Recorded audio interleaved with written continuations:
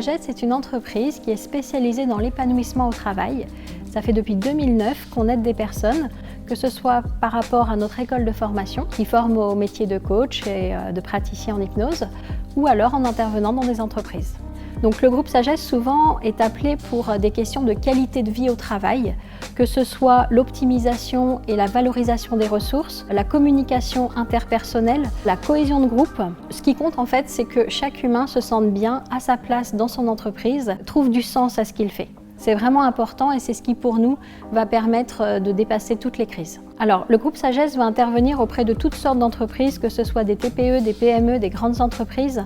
En fait, on a la capacité de s'adapter à la demande de chacun. Souvent, nous intervenons dans l'Ouest ou dans la région parisienne, mais nous pouvons agir dans la France entière, il suffit simplement de nous le demander. La méthode Sagesse se compose de 3 outils principaux qui sont l'hypnose, le coaching et la démarche symbolique. Donc ça, ce sont les outils.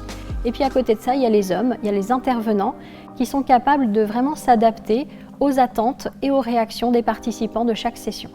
C'est une technique douce et bienveillante. Ce qui nous tient à cœur, c'est que les personnes soient acteurs ou actrices de leur changement. Donc nous travaillons en rendez-vous, en one shot, ce qu'on appelle en une seule fois. Les techniques qu'on utilise, ça va être des outils qu'on va vous donner qui vont permettre justement de vous ouvrir et puis de pouvoir changer.